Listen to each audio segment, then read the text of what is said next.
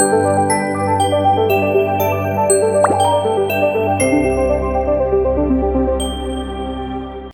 everybody. Welcome again to another episode of Heartfelt with Bobby here on Dialogues at Jaquero.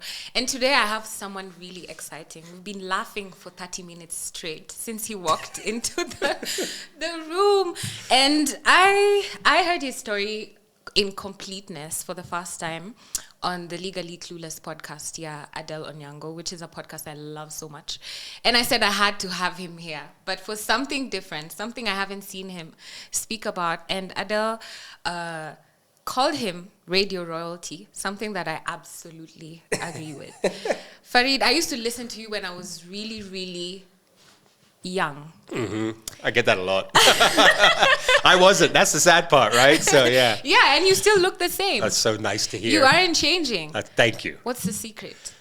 What are you doing to stay young, handsome? I want to say, thank you. I want to say, first of all, can I just say that it's so cool that you call out and shout out Adele's podcast. Yeah. I started last year with the mindset of collaboration instead of competition. And I just love when I see these things because, it's through seeing each other that we learn from each other. Absolutely. And help each other, and I saw you comment about, not just on the podcast, on her comments, but also you messaged me as well. Yeah. Young, I forget sometimes. I turned 50 in June, and I actually forget my age quite a bit. Do you feel 50? No. My back is starting. I do a lot of CrossFit, so my back is starting to feel a bit 50. But I used to say it was healthy lifestyle, no booze, no drugs, and all that. But actually, I've realized that's not the case. I think it's living a life of purpose. It will take years off you. And alignment, and we were just talking off air about alignment, which I'm sure we'll get into. Yeah. I don't know. My mom had really good genes. Like she passed away at 73 with like not a wrinkle on her face. So I can say maybe that's part of the reason, that I managed to look with, I don't have lines yet and I'm surprised. But obviously being clean from substances and all that does help quite a bit. Absolutely. Because it doesn't look like, if I hadn't listened to the story, I wouldn't know that you had all this, stories about trauma and things that you've been through, addiction about you. I've been seeing you, and we've met actually before. I don't know if you remember at Capitol when Amina was doing the 24-hour. Oh, we did the 28-hour marathon together. 28-hour challenge, yeah. That's the first time I met you, and I remember thinking, oh my God, he's so eloquent. He's such an amazing speaker. You are really busy, and obviously you guys had... And tired. But I remember feeling that when I saw you, and I was happy when we started following each other on social media because I was like, okay, now this is my chance to get to learn more about him. Amazing. Because you're obviously someone I look up to as someone in the media space. And listening to you, not just in your career, I mean, even in the way you live your life. So I didn't even get to say who I'm with. I'm with Farid Kimani. That's because of the excitement in the room. We're all charged up. So Farid, you said living a life of purpose. So I want to start there. What does that mean? What does that look like? I as we were discussing before we started rolling cameras, I did a talk in 2019, which was, Engage, the Safaricom platform, like the TEDx things, and it's on YouTube still.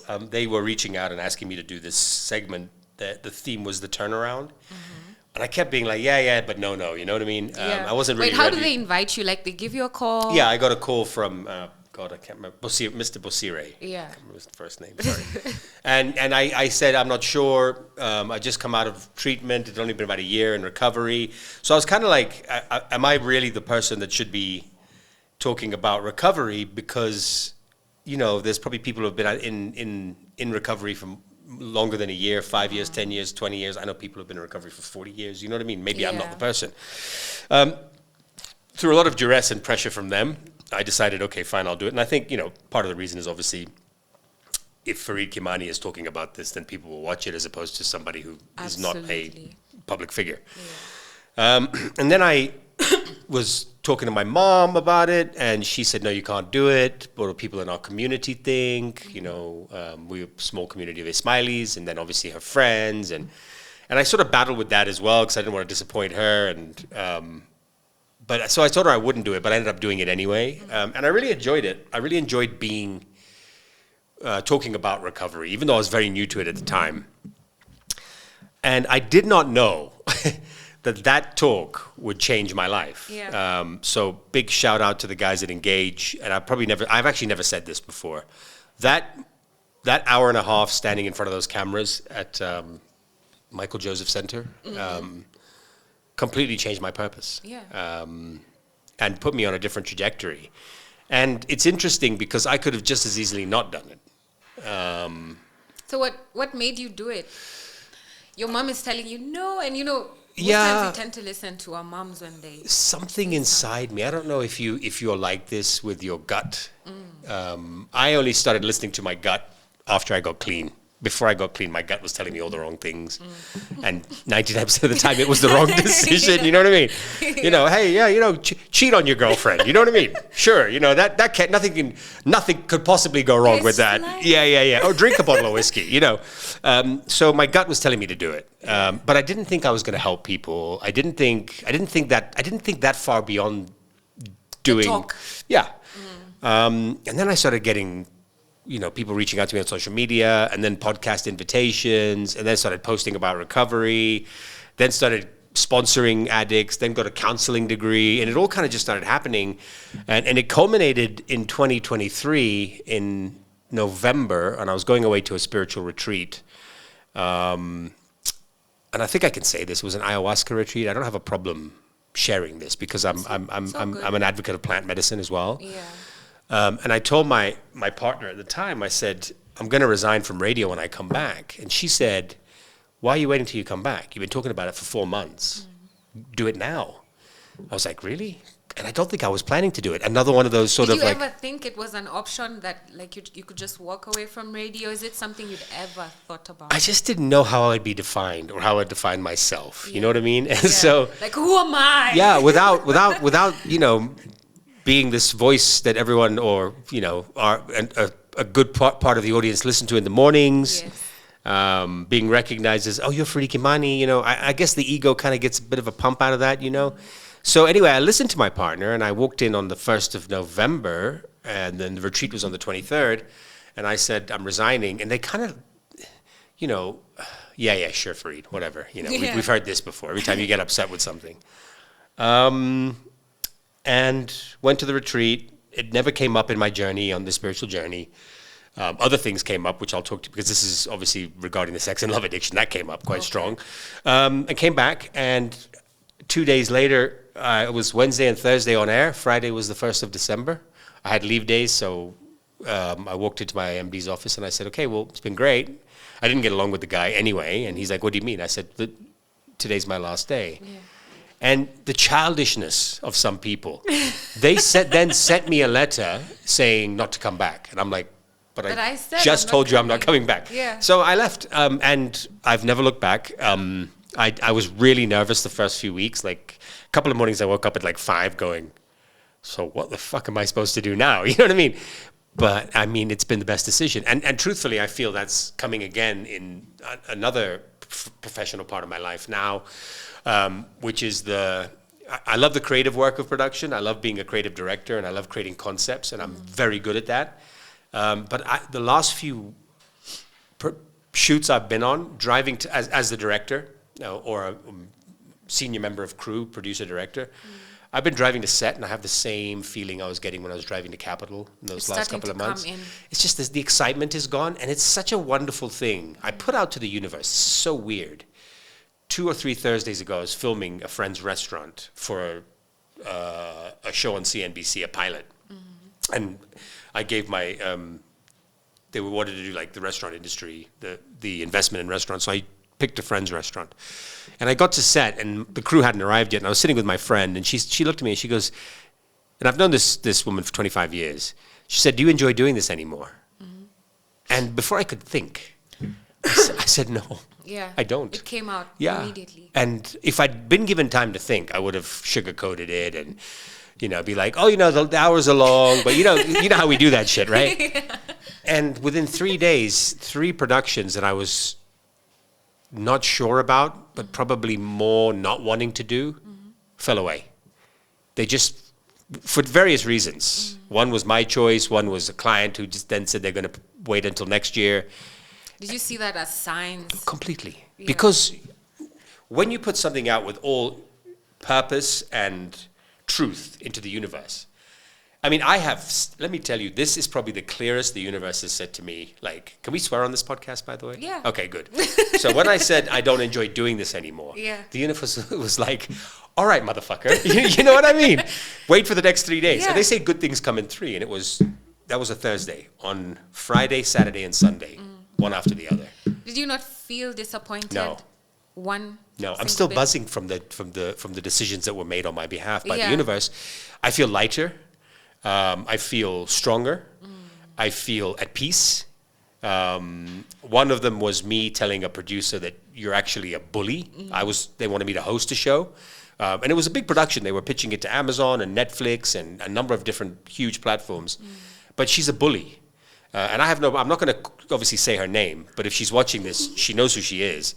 And I told her, you're a bully, you're a narcissist, and you call me when you're drunk and abuse me. And so she then, she sent a message, I think it was her apology, almost saying, you need to decide if you want to be part of this project. And my response was, I actually don't. Yeah. Thanks. And everyone was like, you're giving that up? And I said, I am. I am giving that up. Not for any reason. It would have been great to be on a show. It's a great concept. Probably would have won awards, would have made a lot of money. Yeah. But is that the reason to do it? Is that what you want to be around? No, for 3 to 5 months a year. Yeah. No. And then the other two were, different various reasons. I got a very bad feeling about a client from another part of the continent. I won't say where.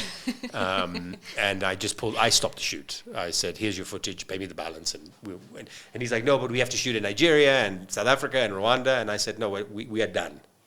I'm done. Yeah. You could I even said, you can use my crew for the rest of your shoot in Kenya, but I'm checking out. As the creative, that would obviously give him anxiety because it was the concept that I created.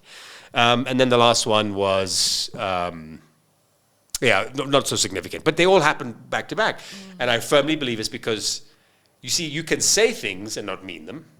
But the universe is always listening. But they know what you mean, right? Yeah. And it was so weird. And talking to, family about it the other day, my aunt said to me, she really feels like this is how it's supposed to be. And she feels the healing and the mentoring of people, not just with addiction, but with mental health issues, is the purpose. And I feel that more and more. If I show you my WhatsApp messages for the last 48 hours, of 20, 8 or 9 are people saying, I need help. And wow, I never thought I would be in this position to be the person that people come to for help. Not from an ego perspective, because you can also get caught up in that shit as well. I look at it as, how can I help this person? Selflessness. Yes. Yeah. Yes, service as well. Yeah. So today I want us to talk about sex addiction. But before we get there, of course, there's a prerequisite to how you ended up there, what it even means, if it even is a thing. Because most times when you hear about sex addiction, okay, I'd say, let me speak from a layman's point of view. Sometimes I will speak as if I'm coming from someone from oblivion, but it's because I want to break down the information in the simplest ways for the person who has never heard of it, does not even believe it's a thing. So I might ask questions in that line. So I want to talk a bit about your childhood. Of course, I know all this because I've listened to everything about you, but I want to talk a bit about your childhood. Up to where you ended up, even realizing that you have a sex and love addiction, and how you came to that realization, and how you even pinpoint addiction and say, hey, this is active addiction. This is something I'm going through. And what is that? Is it a disease? Is it something you could snap out of immediately? You decide you want to change your life. So who's Farid? Where is Farid from? What is he doing here? What am I doing on this earth? Wow. No. So I was born in the UK, in Devon, in southwest UK, and then we moved to the US when I was about 8 to Florida. And I think I saw a lot of, and obviously this, because I know that the focus of this is not my childhood and the trauma, but I will just do a quick brief on Yeah, that. sure. I grew up with seeing a lot of abuse. I grew up with a lot of emotional anxieties, a lot of helplessness because I couldn't help my mom. My dad was an alcoholic. I've made peace with this whole part of my life, and I do visit my father's grave, but it took me a long time to go back after he passed away. But so not knowing the insecurities, the anxieties, you know what, I was talking about this the other day with a family member. She's got 2 kids, my aunt, who are so emotionally developed. They have so much emotional intelligence. These kids, they're so smart. Yeah, as a family. I mean, they're not kids. You know, Yeah. one's a professor at Oxford, one works for Aston Villa Okay. Football Club. But they're so well equipped for the real world. And What do you think that is? the support from their parents. You know, she's an incredible mom. My uncle's an incredible father. They're open, they're honest, they communicate. When things happen, it's not sort of like, because it was 2 ways for me. You know, it was either shut up or way too much babying. You know what I mean? So there's no sort of like, you know, you need to deal with this way. So we were having this conversation, and I said to her, I said, you know what the difference is? I said, you know, it's not that we didn't grow up with things. My dad was an alcoholic, and like most alcoholics, there was money, there wasn't money, there was money, there wasn't money. You know, he would move from place to place and country to country when they went broke and start again, and then drink too much and lose everything and then make money. And that's sort of a pattern for addicts as well. And he was a highly intelligent human being as well. But we were not, I can speak for myself, not for my sister, obviously. I was not equipped to deal with trauma. Trauma was something we didn't talk about. And when it's in your face like it was in our house, you talk about it less. When I could go to school easily in the US and say, my father hits my mom, my dad would, in the US, my dad would have been put in jail, right? It's not necessarily the same here. So I think ignoring it, which I was taught to do, Who taught you how to do that? my dad. He would wake up in the morning, hungover, apologize, say it'll never happen again, and let's not talk about it, and you move on. So you grow up with this sort of thing. But as a child, you can be sitting in class and you will have a flash of what you saw. So grades would suffer, and then I was also bullied in school. We were in a very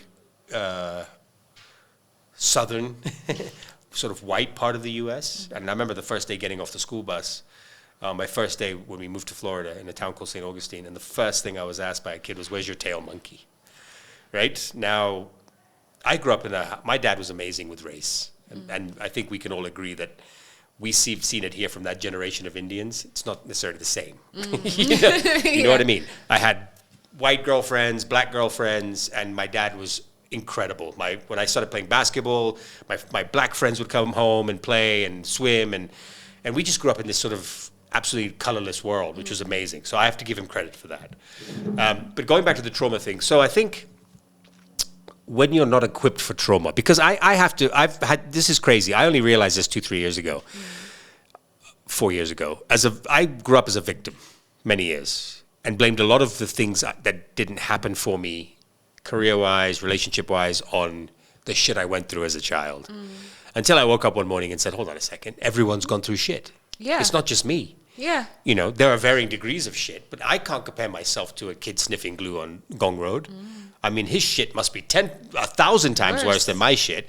But there's also people that would look at my shit and say, man, that's a tough childhood. So it's relative. But I think some people are just equipped better to deal with trauma by their parents. And I think it's a parent's role to make sure that trauma is addressed in your children and they're equipped to deal with it. Because as you get older, the trauma gets worse. Yeah. Right? Because NCBA don't give a shit that you went to rehab. KRA don't give a shit that you went to rehab. If they're coming after you, they're coming after you. Yeah. Relationships end. Partners leave. People Marriages die. break down. Parents die. Children die. And I have 2 boys living in Switzerland with their mom, and I travel in and out as much as I can. And we're divorced. And for 2 years of that, 2 to 3 years of that journey, when I went to Switzerland, because I stay at my ex-wife's house in my son's room, and God, bless her for not ending that part of it, because I would go there to fight. Yeah. You took my kids away. About 2 years ago, I started thinking, it's not about me. Yeah. And it's not about her. It's about making sure those boys grow up, because that's traumatic. What happened to them is traumatic. Their papa lives in Nairobi, they live with their mama in Switzerland. And I've seen in the last 3 years, my approach to the relationship, my relationship with my ex-wife, me having to put my pride aside and not be a victim, and realize that I'm not the first guy whose wife left with their kids, and I'm not going to be the last guy. And look at the gratitude. What is the gratitude? The gratitude is, I can afford to go whenever I want. Yeah, to see Right? them, to live with them. I have a UK passport, which means I don't need to get a visa every Yeah. time I travel. And lastly, she could have stopped me from ever seeing them. I mean, I was not a great husband. This will go. We're coming This will into segue it. right into our sex addiction Yeah, conversation. But truthfully, I'm not making fun of that. But truthfully, so I have gratitude, Yeah. and I think and gratitude is for me, and I tell this to people I'm counseling. When you can find gratitude, you can deal with trauma. They go hand in hand. If you look at the spectrum, trauma is here and gratitude is here. So It's levels. It's just you moving along the spectrum. and another example of that is when my mom died. It'll be 3 years on the 18th of March, so coming up to 3-year anniversary. My last drink was on the day we buried her, 19th of March. And I went to an AA meeting. That was a Saturday. On a Sunday, I went to an Alcoholics Anonymous meeting, and I shared that I'd relapsed, and I was on day one again, and I said my mom died. And everyone was, and I said, but I have gratitude. And everyone's looking at me like, what the fuck? And I said, Your mom just died. yeah, I said, because she got me for 3 years sober. Like, that's amazing. She got to see the real me. Yeah. So And enjoy I you. should have gratitude, right? But funny enough, in that meeting, everyone was sort of like, oh yeah, we understand the relapse, putting their arm around me. And I got to shout out Neil from the rooms. He's a good friend of mine. He said to me at the end, he said, are you okay? And I said, yeah, I relapsed, but it was a good enough reason. And he looked me in the eyes and he said, there's never a good enough reason. And I then thought to myself, you know what? I drank on the 19th. I mean, I got shit-faced. I did some other things as well. I woke up on the 20th and I felt like shit. And guess what? My mom was still dead. So it didn't change anything. So I could have easily done without that. So for me, trauma defined me for 46 years. And the last 2 to 3 years, gratitude is what doesn't always work, but I try to define my life by gratitude. Sitting in traffic, coming here, 5 years ago, I'd be losing my shit. But instead I was like, no, I get to sit opposite this incredible woman and have a conversation. So there's that side of it, that you can always find good. And I'm not saying, we talk about the kid sniffing glue on Gong Road who doesn't have a home. It would be hard to find gratitude. But I promise you, when you There's drive, always something. they're generally smiling. Yeah. You know what I mean? Like, Yeah. and I mean, whatever makes them happy. Someone gives them a bottle of water, they would have gratitude for that. I think the less you have, the easier it is to find gratitude, and the more you have, the easier it is to complain. It's true. I think that as well. So what's addiction? What does addiction mean? What does it look like even? I think that the two schools of thought for addiction. I have a big problem. Not a big problem. I'm on the bridge of disease and choice. Okay. I don't like to blame my using and drinking and hurting women as a disease, because Doesn't it feel like, sometimes maybe that's just how you're wired. yes, Maybe that's just... I think there's a genetic. It's like this whole debate years ago about if someone's gay, is it environment or is it genetics, right? Or the argument about psychopaths as well. Yeah. So I think that trauma. Let me tell you, addiction is not the substance. Is never the problem. The problem is the person trauma. and the trauma. Cocaine, alcohol, sex, they're gambling, whatever it is, they're a symptom of a much bigger problem. So there's a root to that problem. So I think part of me feels that trauma can cause addiction. Why are my cousins not addicts? Why are my aunt's kids not addicts? It's the same family, same bloodline. Why can my cousin sit at a dinner and have a beer or 2 beers, and then someone offers him a third drink and he says no? Why can my other cousin, have 4 glasses of wine and then not drink for 2 weeks? Why? Why? I remember. What's different? Yeah, I can't do that, right? I remember. It's not really probably not always. So part of me says yes, a disease. But the easiest thing for me to stop doing in my recovery was drinking and using. The hardest thing was changing my behavior, my emotional behavior, my trauma response behavior, my just my general behavior. Yeah, so they call it emotional intelligence. And I'm still working on that. That's the hardest part. I'm getting much better at it. I do a lot of therapy. Shout out to Shalina, my therapist, who's really helped me a lot. And we deal a lot with my emotional behavior.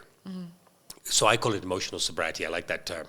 Because physical sobriety is easy. You can put a glass of whiskey in front of me, and I've got 2 choices. It's quite simple. I'm either going to drink it or I'm not going to drink it. But I can't kind of drink it, and I can't kind of not drink it. Like you can't be a little bit pregnant. You know what I mean? Yeah. I'm pretty steadfast. And if you said, "Hey, do you want this whiskey?" I could easily just say, "I'm good." I might have to get up out of the room because I can't look at it. Yeah. But I won't drink it. That's easy. Yeah. The other stuff is hard. And addiction is caused by the other stuff. So if I'm not addressing my trauma, if I'm not addressing my emotional sobriety, if I'm not addressing my spirituality, whatever that means to people, whether it's religion or just a higher power or a spiritual connection, if I'm not addressing all these other elements, then truly this will always be a problem. Yeah, it could always be an option. Always. It's numbing. That's what it is. Yeah. It's numbing pain. You can numb pain through alcohol. You can numb pain through drugs. You can numb pain through sex. You can numb pain through the gym if you want. I mean, but these are good addictions. You can numb pain through being emotionally abusing people. You can numb pain through gambling. So unless you address the actual root of that problem and I've seen it with addicts, man. I've seen people come into treatment and counseling and Alcoholics Anonymous and Narcotics Anonymous, and when that switch happens, when they've accepted their disease, quote unquote, when they've accepted that they need help, when they start to believe that they're a good person, when they start to believe that they're worth more than the shit they've been told their whole life, you see it in their eyes. They're different people. I walked in today and you said you look great or whatever. It's because it's not a physical thing. It's an energy. I promise you. It's internal. I promise you. And I feel like these are the kind of things you can't really explain it to someone until the day they decide, okay, I'm done being a victim. I want to change. I want to be better and different. Absolutely. Yeah. Yeah. So this addiction to drugs and, all this trauma that you've been through, is this what led you to, get into addiction with sex and love? Yeah, I think it's all the same category. I think it's all tied in. I think that the thing about sex and love is it's a weird one. I think there's a level of insecurity that people deal with. So going to be in crowds of people, what do you need? You need a little bit of booze. And I heard you say that's the reason you started drinking. Yeah, it was. So the reasons are just the same, even in romantic relationships. Yeah, and that insecurity. If someone tells you that they think you're attractive or they want to sleep with you, you get it. It's the same release of brain chemicals. Adrenaline. Yeah, and endorphins and dopamine and all that. So I think, sex, it's interesting. Sex and love doesn't really mean sex because you can be addicted to just keeping people around and people telling you how great you are. And yeah, tell me more about that. Describe what it means to me. So I think I'll speak from my perspective of what it is. Yes, sex was a big part of it, but also love, meaning that you just needed to be with somebody all the time. You just needed to have somebody to be with someone or just to be around people. Be around people, but have access to I'm straight, so I have access to women all the time. That also comes with an addiction to pornography, or at least, consuming pornography at a much higher rate than would be recommended. You know what I mean? If it is at all recommended, I guess, But I think for me it was more needing to be desired and being told and being sort of wanted. The sex was like, felt great in the moment, like cocaine or alcohol, but then the next day it was very empty, like cocaine and alcohol. And I would say there is a hangover from that. And then also boredom in relationships, having a partner that would give everything to me. And there were a number between, after I split up with my ex-wife, there was 3 or 4 relationships that I went into that were quote unquote long-term relationships. And these partners were giving everything to me. And then I just switched. And it bored you. I just switched off.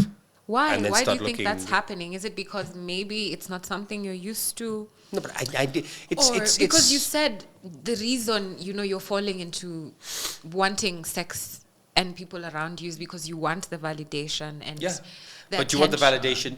It's like from someone who's not giving it to you. I'll put it in context of alcohol. Okay. Your relationship is 1 glass of whiskey. All right, people of the internet, I hope that you are enjoying this episode so far. I broke the episode just to tell you something that is very, very interesting. In 2024, a lot of people were saying that I am broke, Jagero. I do not have a job.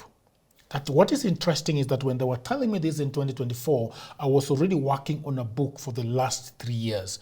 And that book was about the hustles and the jobs that you can get online.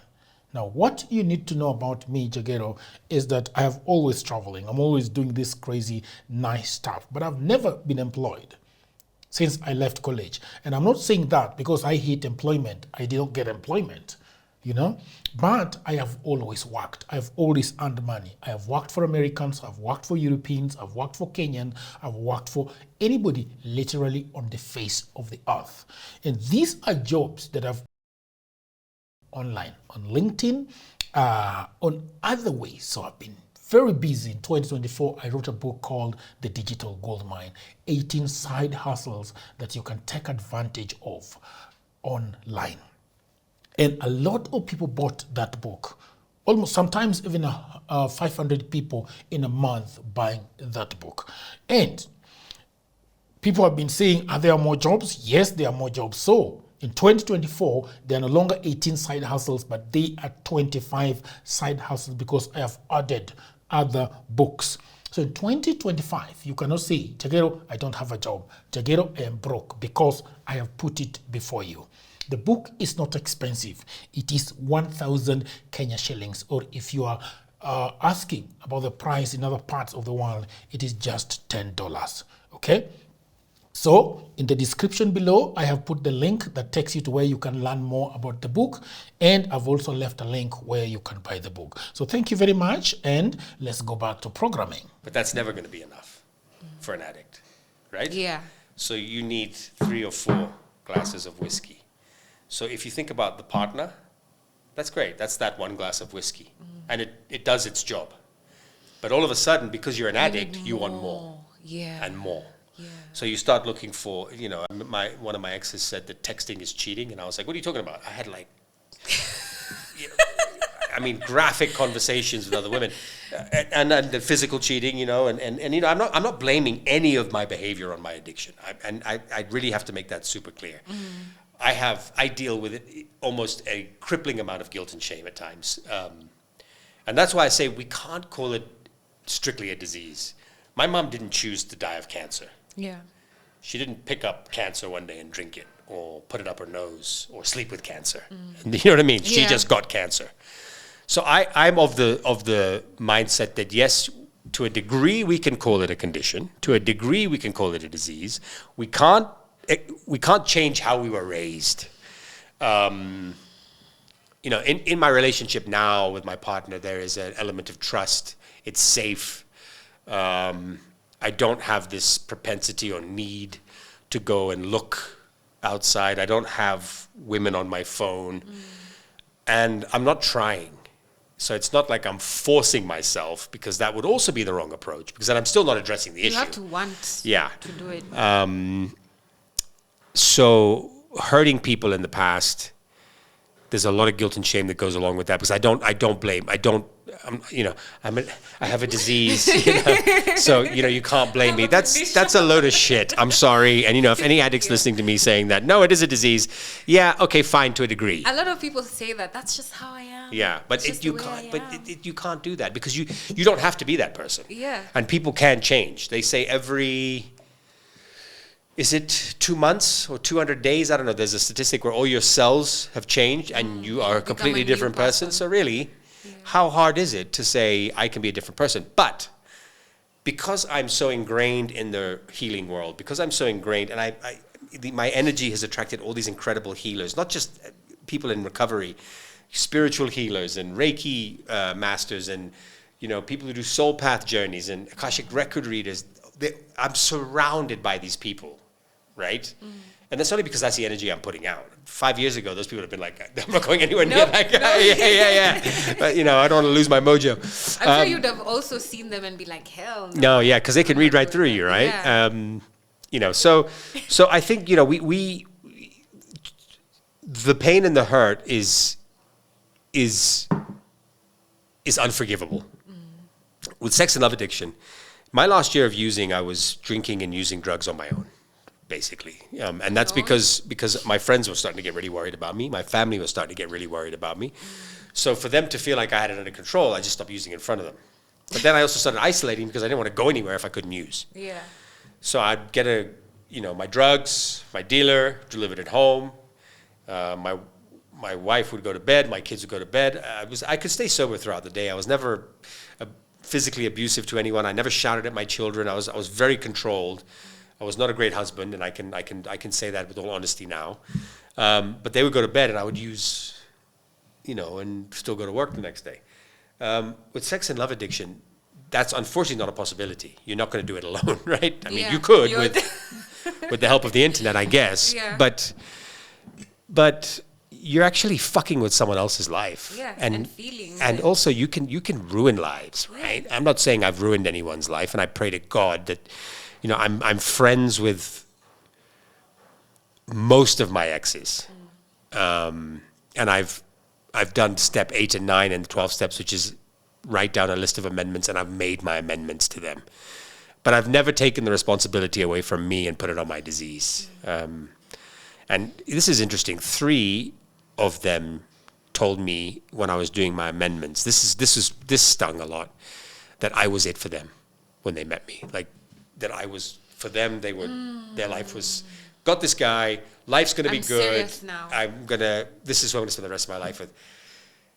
And as I think back to those relationships, they told me this in those relationships, and I completely disregarded that because of my addiction. Again, not blaming the addiction.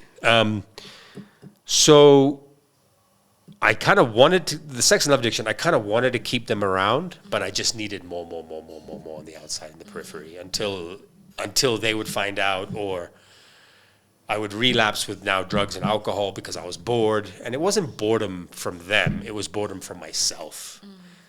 Because you're consistently chasing that rush. Why can't I just be comfortable sitting in my garden, having a cup of tea, reading a book, which is completely normal behavior, If I ask you how you relax, you'd probably tell me something similar. You know what I mean? You listen to a podcast or read a book. As I talk to more people, I'm starting to realize, so this is what it wasn't normal. like 9 a.m. looking for a gram of cocaine and starting to drink, which I thought was so normal. You know what I mean? And so through a lot of therapy, through a lot of understanding of sex and love addiction, I've realized that I think that's the most dangerous addiction, because you're really fucking with someone else's life, and it takes people a long time to get over some of that shit. And then emotional abuse would come in, and then name calling, and then degrading someone with words, bullying, narcissistic behavior, and then being the victim. I was provoked. Look how I was raised. I'm sick. Yeah. So the last 2 or 3 years, it's something I've really worked at. I don't have a problem with anyone calling me out about my behavior because I can own it. What I would say would be the wrong approach is if I was defending it and not trying to improve who I am on a daily basis. And I think you're well past that, because you keep saying you're just now learning how to be emotionally, intelligent. But I can see you practice it through and through as you keep speaking. I try. Yeah. I try. I see the work. And like any addict, I slip up. I lose my temper. I slam a door. I tell someone that's doing work for me because they delivered it late, fuck you. You know what I mean? And then, but the good thing is I'm immediately... You're able to call yourself Yeah, back. and immediately say, I'm very sorry for my behavior. Some people are like, dude, fuck you too. if it's real, Yeah. it's real. But I also have, you know, I'm a perfectionist work-wise, and I found this at where I worked prior at Capital. The celebration of mediocrity is just way too high in some places in Kenya. It's probably not going to be popular. A lot of places, actually. Yeah, and if you look at the companies that succeed, they're built on an American system, which is no one gets a pat on the back for doing their job. Yeah. But you get some shit when you fuck up. You know what I mean? So Safaricom is a perfect example. Why is it so successful? Because it's run like a proper company. I started to see this now as I got clean and sober that, okay, we're celebrating mediocrity. So how do I fit here? And also, how do I get across my point that this person is stupid and They doing a bad can't. job? They can't 'Cause see you it. can't say that, right? Yeah. So I've had to reel that back in as well. And my partner Rena, she's always telling me, maybe you could have said it this way, you know? In a nice Yeah, and I'm like, yeah. So I'm learning that as well. Yeah. Temper and emotional outbursts for me have been I grew up with it. I saw it. You know, I always said I'd never become like my dad, and truthfully, I've never hit a woman, but I have emotionally abused, and I don't think there's much difference. In fact, I think the emotional scars probably last a bit longer. Yeah. So did I become like my dad? Yeah, I was well on my way at one point, yeah. Yeah. So when was it a realization for you that something is wrong with my sexual behavior? Because one could argue that that's just how men are. That's normal. Absolutely. I mean, Promiscuity why is... is it an addiction? You know, some people wake up and get a cup of coffee every day, a few times a day maybe. Is that an addiction? So... So just, in light with sex. Because even before I came into this interview, I watched a few interviews about people in sex and love addiction, And I watched 2 interviews that were really contradicting. So one lady was talking about how she doesn't even agree with the word addiction, because why is it a problem? It's normal. It's normal for you to be horny and to want to have sex and to have sex with multiple people, as long as maybe you're safe and you're intentional about it. Some people just love sex a bit more than others. And what's the problem with that? When does it become an addiction? When do you notice, like, okay, this is actually an issue? Yeah, so it is. I think it's a gray area, because I think promiscuity is, if someone says this person sleeps with a lot of women versus this person does heroin, there's a different tone to those. And I think sex and love it's about the need that's never satisfied. One partner from childhood. Absolutely. One partner, I've got friends, I can guarantee you couples that the husband has never cheated. I'm going to use the husband as an example because I'm talking from a male perspective. Has never cheated, perfectly happy, have a good sex life. And, you can see in this person, he can have a glass of wine at dinner, maybe 1.5.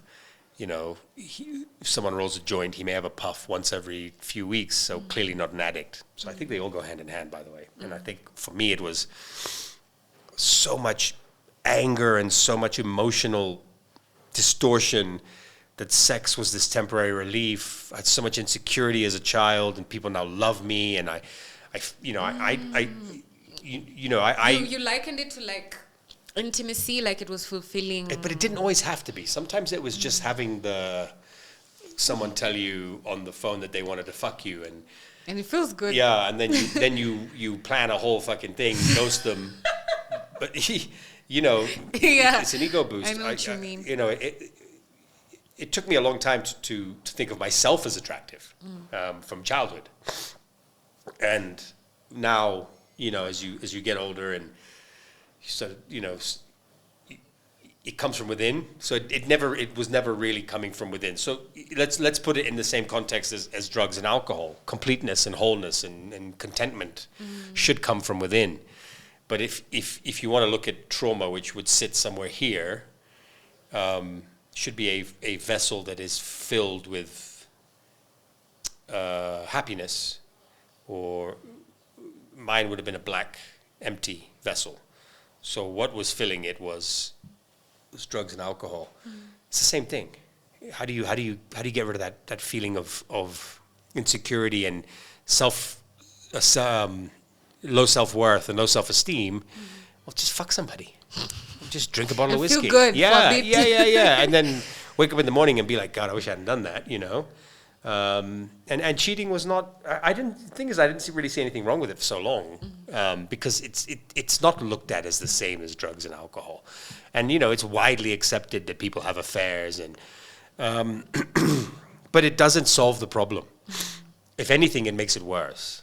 And like the first drink, the first extramarital affair, what's going to happen next? It's going to be another one. You realize how easy it is, and then it feeds that part of you that needs to be numbed and filled for that limited amount of time. It's really not that different, And I think if you look at the 12-step programs for narcotics, alcoholics, the anonymous programs, AA, NA, Sex and Love Anonymous, SLA, Codependence Anonymous, Adult Children of Alcoholics, the 12 steps are all the same. They just replace the word with alcohol, drugs, sex, but the 12 steps are the same. And the last one, step 12, for all of them is, having had a spiritual awakening, you're now ready to carry the message forward to those still suffering from sex addiction or alcoholism or drug addiction.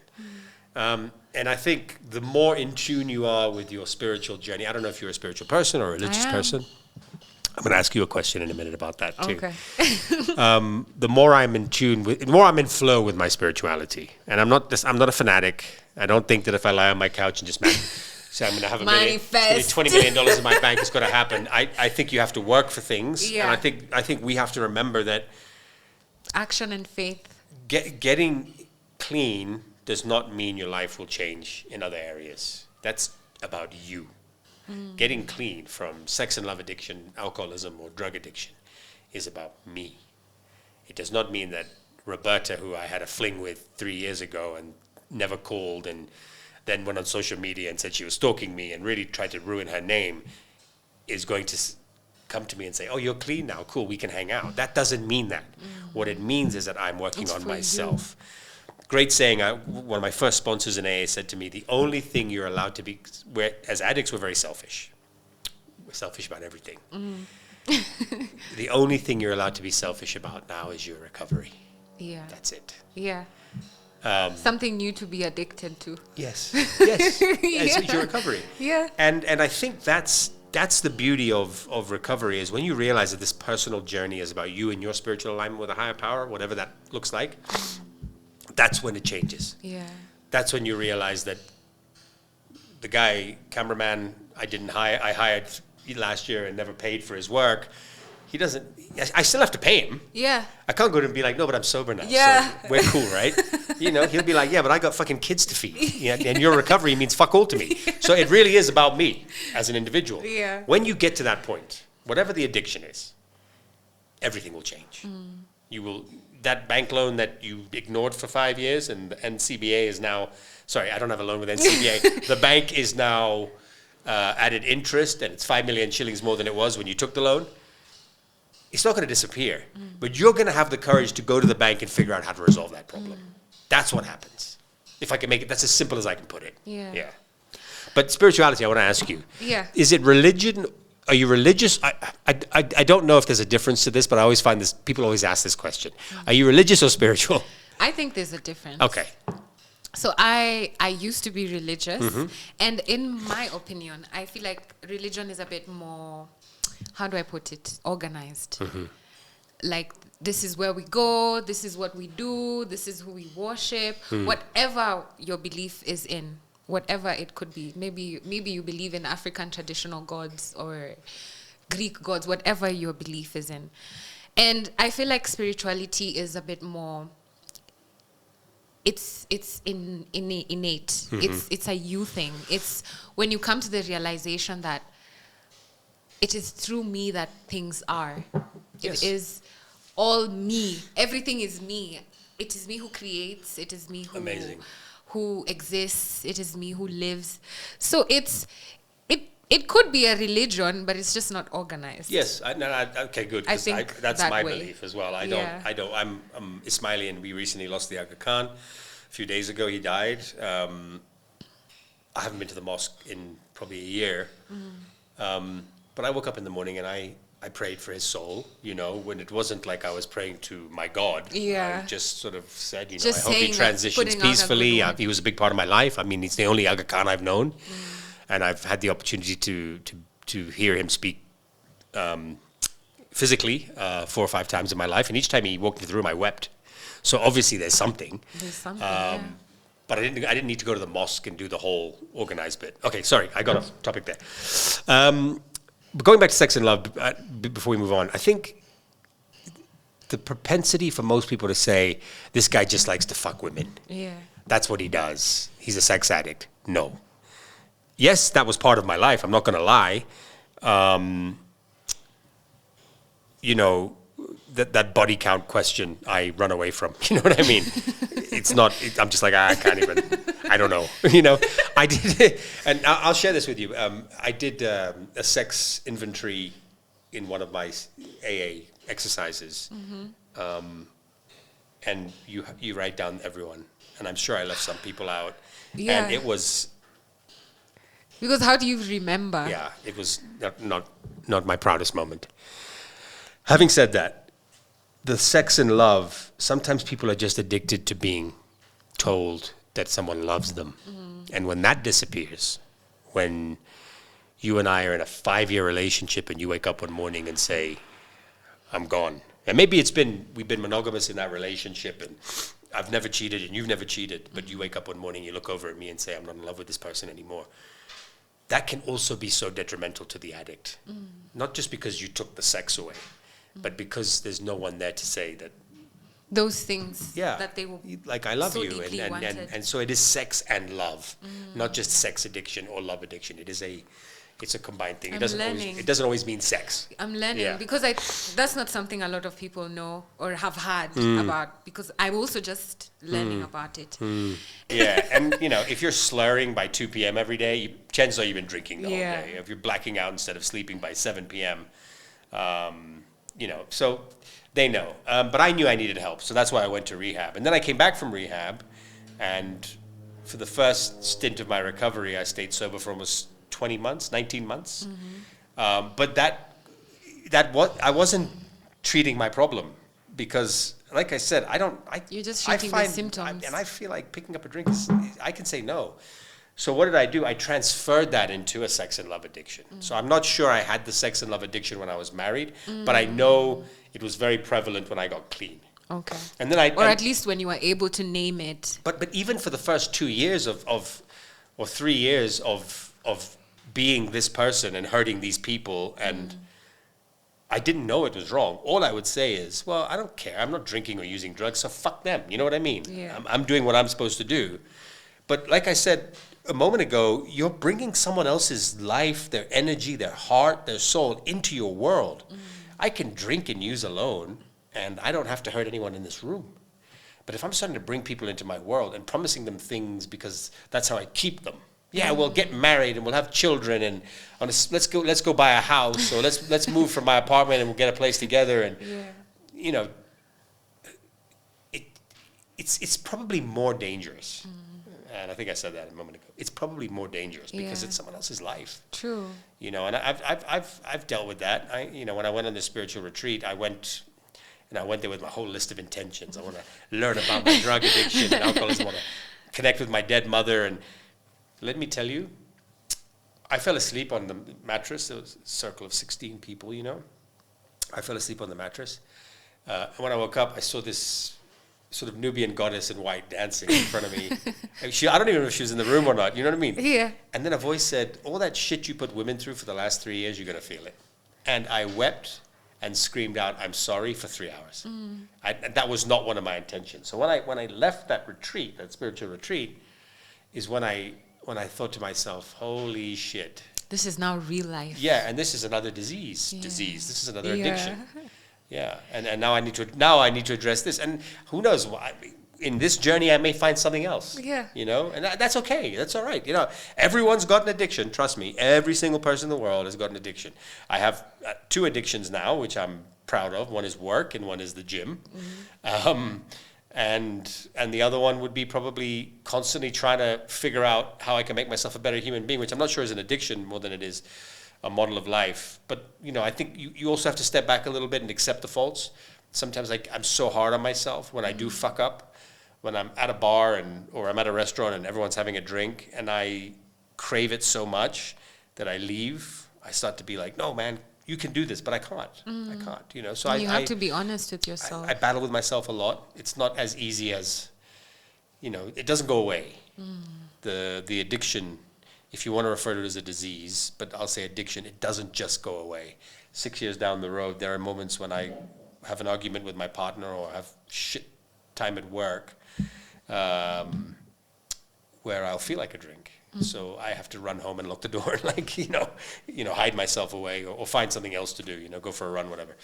And it's the same with sex and love, right? So you just have to be aware, you know, that while you are in your recovery, your addiction is in the parking lot doing push-ups, you know, getting stronger, you know. Waiting to test you for the next big one. Yeah.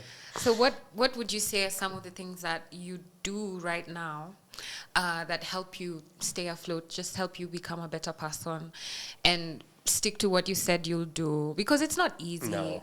Of course, you fail a few times in whatever that looks like to you. Yeah, all the time.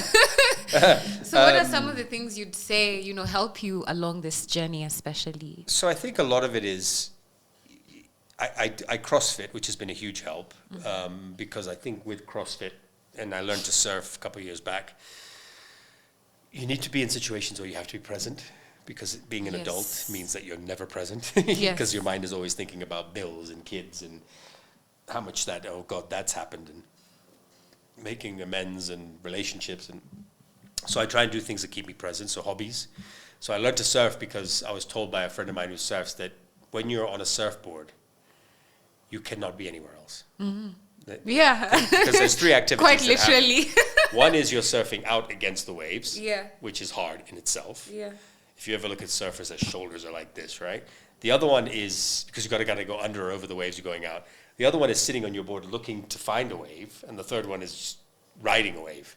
So really, your mind can't be anywhere else. So when I learned to surf, I went to Goa to learn in India, and then I went to Hawaii.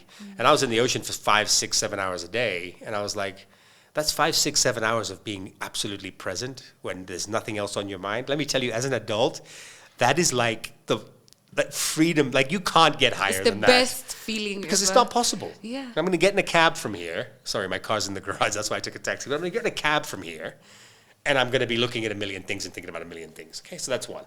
CrossFit is another thing. It's an hour a day, and it's such intense exercise that you cannot think of anything else. Your mind cannot be anywhere else because you will lose your momentum. So that's another one. I think picking up new hobbies, but I think to answer your question, 2 of the things that have really helped me in my journey of self-worth, self-discovery, and authenticity are keeping my word and being honest. Yes. And having healthy boundaries. Sorry, 3 things. Healthy boundaries will be a byproduct of you doing the of authenticity. Yeah.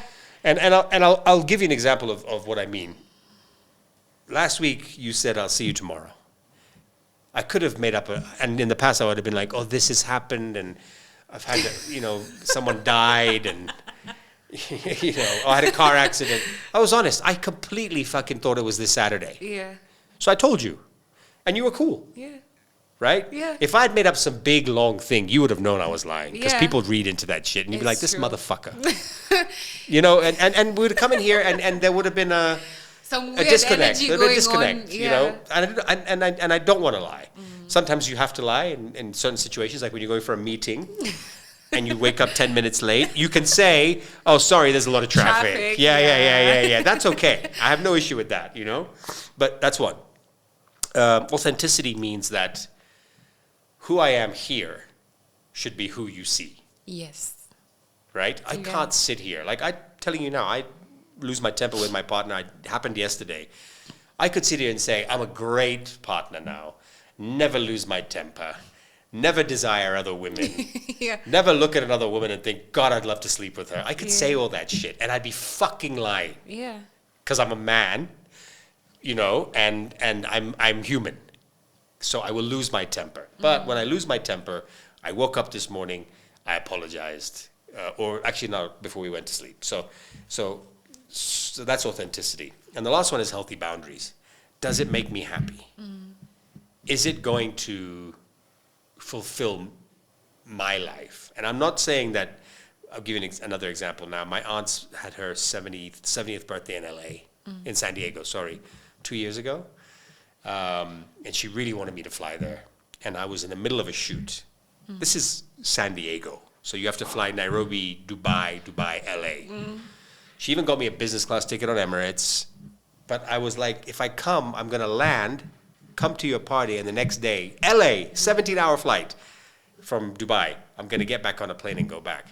So I told her, look, honestly, 2 days before, she said, if you can't make it, she was being nice. I understand. And I was about to write, thanks for understanding. It would just be out of the question. Sometimes it's not about you. So I got on that flight. Yeah. And on that day, I just wrapped Nairobi Real Housewives Season 1 reunion. I was invited to the British High Commission for the inauguration of the King. And I had an event that I was emceeing in Gigiri. At midnight that night, I was getting on a flight to Dubai. And I did it. But I wish I had the picture. I'm gonna send it to you, of her seeing me arrive at her house. What it meant to her. So I'm getting emotional now because it really what it meant. So it's not only about you. Think about what it means to the other person. All she wanted was to have me there. And let me tell you, that entire party, she was going around saying, this is my nephew. He flew in for 1 day. This is my nephew. He flew in for 1 day. What it meant. So sometimes when I say healthy boundaries, people say, yeah, I can say no to anything. No. I'm saying healthy boundaries. Yes.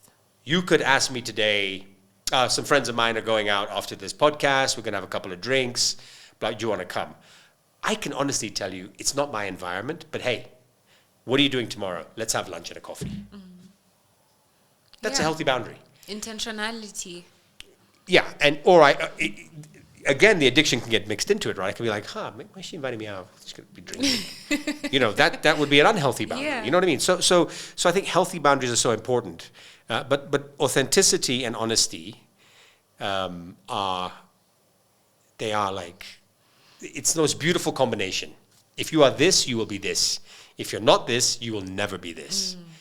And it's for yourself, like you said. It's not for anyone else. Be authentic, be honest. And if you can do that, then it's easy for you to say, I'm going to leave this venue because I feel like drinking. Or, hey, I keep using you as an example. I'm sorry. It's okay. Roberta, I'm spending a lot of time with you. I'm really starting to have feelings with you, but I need to step away. You know what I mean? Yeah. For whatever, it's like an aversion. Whatever reasons, you know, it's healthy. It's healthy. Yeah. And you know, all of these things, in my opinion, are part of the same package. Once you're honest and authentic, you will also be honest and authentic with your trauma, which you're dealing with. You will get to the root of the problem that is causing you to drink, use, or hurt people. But while you're trying to cover it up and lying about it, you know, be honest and open about it. Yeah, and I'm not saying, don't be a bleeding heart where you're going around, oh, poor me, you know, abusive family, you know, because there's a real gray area there where you can fall into victim mode and then it becomes something else. It's just easier. It seems easier, the easier way out. And I don't talk about my addiction much anymore in social settings or with family, unless I'm asked. Or unless I'm in a situation where I'm feeling that my recovery is being sort of compromised. I do on these podcasts because I hope it helps people. Eventually it becomes second nature just to say, I can't help you with this, you know, or I'd love to be a part of this project, but like with this big TV show, I don't want that energy. Yeah. And funny enough, this woman is the bully, I was telling my partner the other day, I said, I want to be angry and I want to hate her and I want to have resentment, but actually I don't feel any of that. You can't. Which means it is 100% the right decision. Yes. Because if there was resentment and anger, I promise you I've made the wrong decision. That makes a lot of sense, actually. Yeah. Okay, thank you very much. I hope you're enjoying this podcast. Today, this podcast is brought by a sponsor of DWJ. Our sponsor is Titan Impex. It is a cargo company, a shipping company that is basically doing shipping from America to Kenya. So, I'm a lover of the Premier League, and I wanted somebody to bring for me a 75-inch QLED TV. And Titan Impact said, Jagero, we can do that for you, and we can collaborate with you on DWJ. So I went to the website and registered my name, and I was given an address. And so if you just go to titanimpexshipping.com, you get to know who they are and where you can get them. You can register there. They're very honest people. They're very open, and they're always cost effective. And their customer focused teamwork is top notch. If you have something in the United States that you want brought to Kenya, Titan Impact is a great company. When I told them to bring me a TV, I was like, of course you brought me a few other things, but can you bring a 75 TV? And they told me, Jagero, we can partner with this and I can bring you a TV. And so after 1 week of buying that TV, the TV was in their warehouse. And we went there with my crew. We looked at their office. Their office is amazing. It is spacious. It is secure. It's beautiful. And I saw my 75-inch QLED for the first time. I was so happy, very, very happy. The good thing about them is that they just don't bring them to Kenya. Once they're brought, they've got nice, beautiful vans, spacious vans where they will securely put your product and they will take it to wherever you want. So if you have anything that you want to bring from the United States, if you've been living there and you've got lots of stuff that you want to bring, you can please talk to Titan Impex and they can do that for you. So thank you very much, and I hope you enjoy the rest of the episode. So Farid, what would you like to say to someone who's watching and they look up to you like me? Wow. And they're feeling like victims. They don't know they have an issue, so then they don't know how to prompt a healing if any is needed. What do you think you'd say to someone like that, and where do you even start when you finally decide I want to change? Where do you go? Who do you call? Where do you start? So I'll talk about for addictions in a moment. I think the internet's a beautiful tool. Mm-hmm. There's so much information, but the problem with the internet is there's a lot of disinformation as well. I think when you are feeling that you're in that victim mindset and you've had this trauma and you might be using substances or people as a crutch, I would say get to an AA or NA meeting because the principles are all the same. But there's so much great literature online for recovery, and I'm more than happy to recommend some books that are free PDFs that you can get online, or if I'm an Audible person, so I listen to Audible a lot. So a lot of the books I listen to are audiobooks.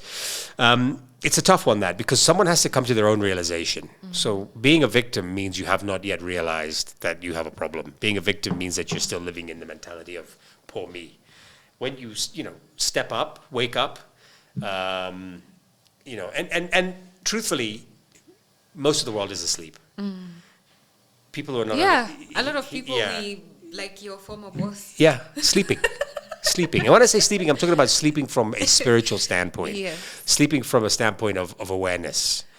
And I'm not. That's not to say, look at me, I'm wide awake, because I'm not. But the journey is a beautiful part of recovery. Is there's no destination. So this is really important for people listening. There is no destination to recovery, whatever it is. Whether it's just trauma that you're trying to heal from, whether it's just codependency or drugs, now whatever. There's no destination. Remember that. But the journey is a beautiful thing. I am more than happy to do counseling for people that I feel need it. And with that, if they reach out to you after this podcast, I'm more than happy for you to give them my number, just to say that it's you that gave them my number. And my counseling this year is all free.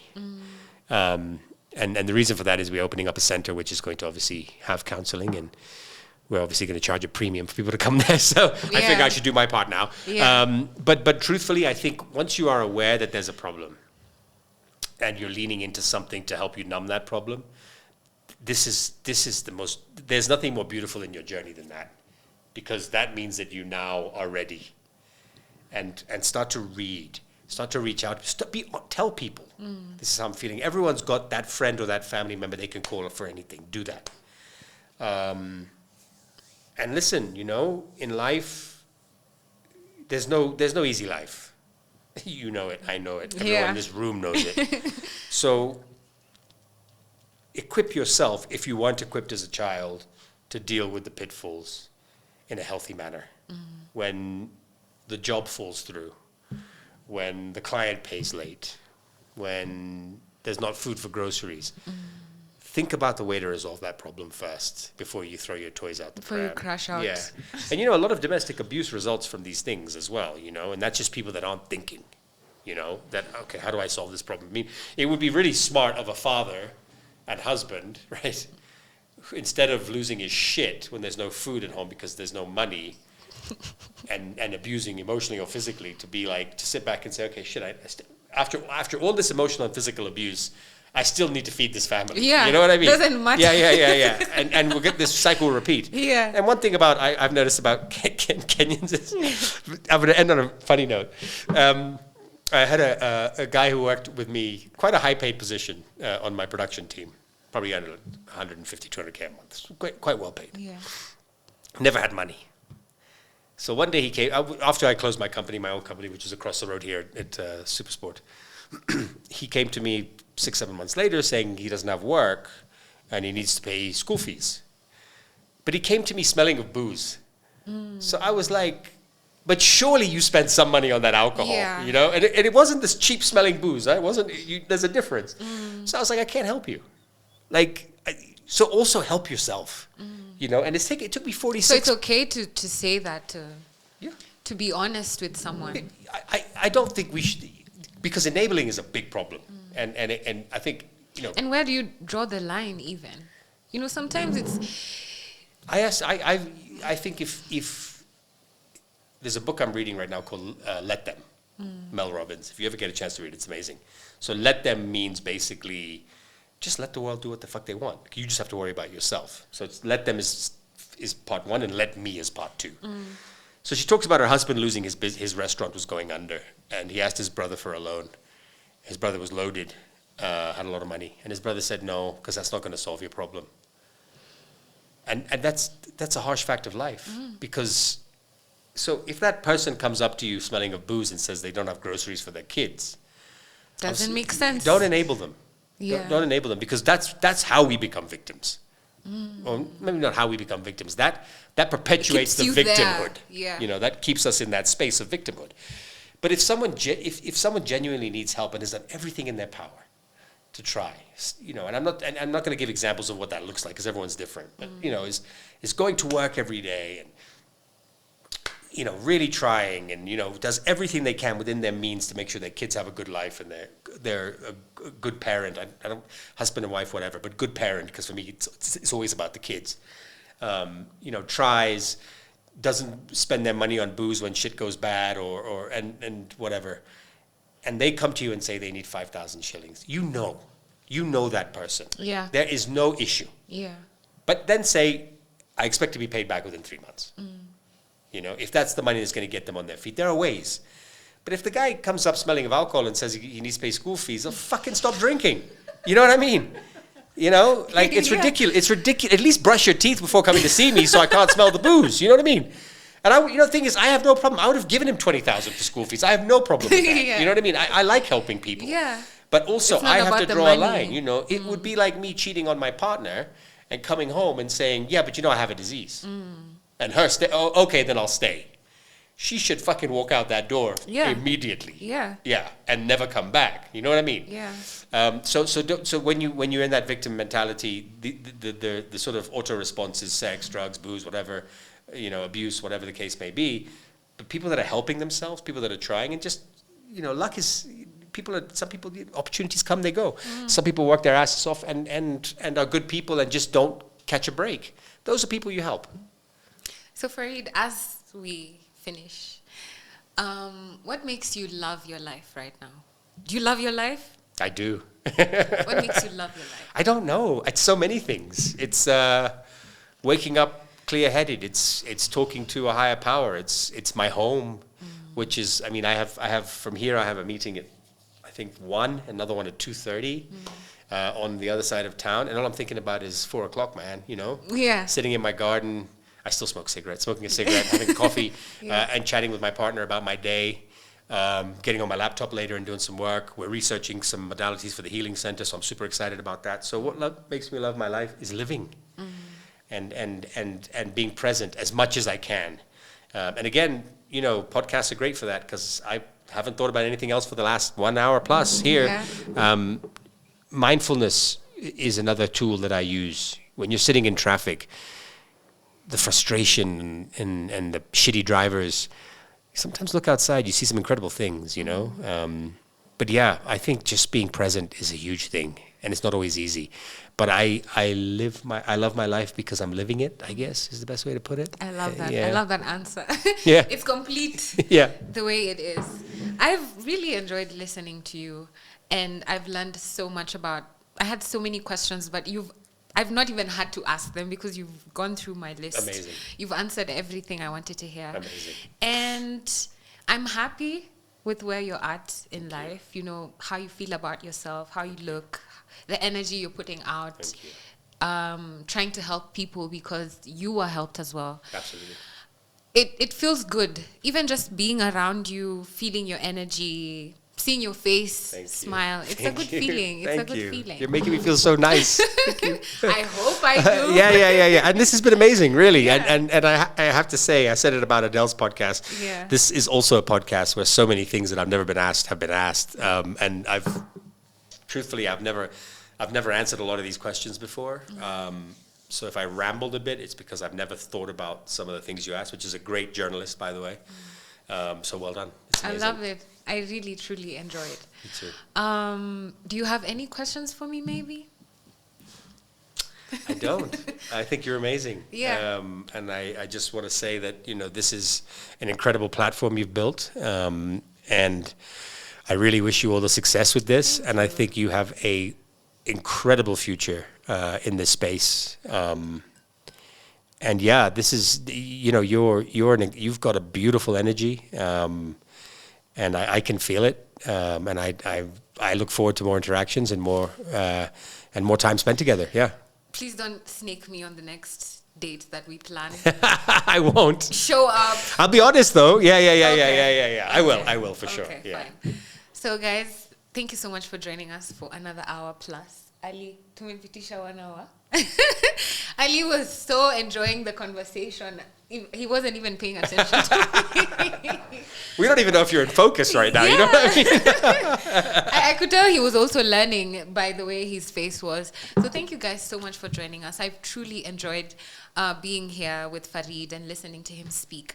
I love being in rooms with people who are on the same journey or I'm on, whether, you know, they're way above me and they've learned so much more than me or they're just getting started. It's so nice to see someone who you can relate to and feel like you get me, you understand exactly what I'm talking about. So I walk away from this conversation with so much more grace and empathy and knowledge and just a bigger heart than I started it with. Amazing. Yeah, I feel like the more we learn about other people, the more, you know, grace and empathy and kindness we're able to extend. So it's nice. It's nice to hear, even just from your story, it's nice to hear, you know, where you're from up to where you are. And even throughout your life, you know, when I was listening to the podcast with Adele, and you're talking about you being an active addiction and still showing up, I mean, you're showing up being this amazing, incredible Yeah, it was hard though. radio guy for so many years. And I personally couldn't tell. I wouldn't be able. Maybe the people around you knew something. But for me, I just kept seeing this incredible guy who has his shit together. He knows what he's doing.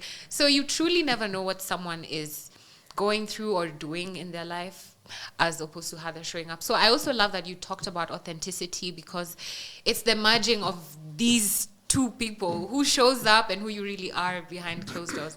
So it's amazing. I totally walk out of here a better person just for listening to you. And I hope you guys have learned as much as I have. We're going to link down everything that Farida said, all the resources he's willing to share with us. He said he's also willing to offer counseling, and I can share his number.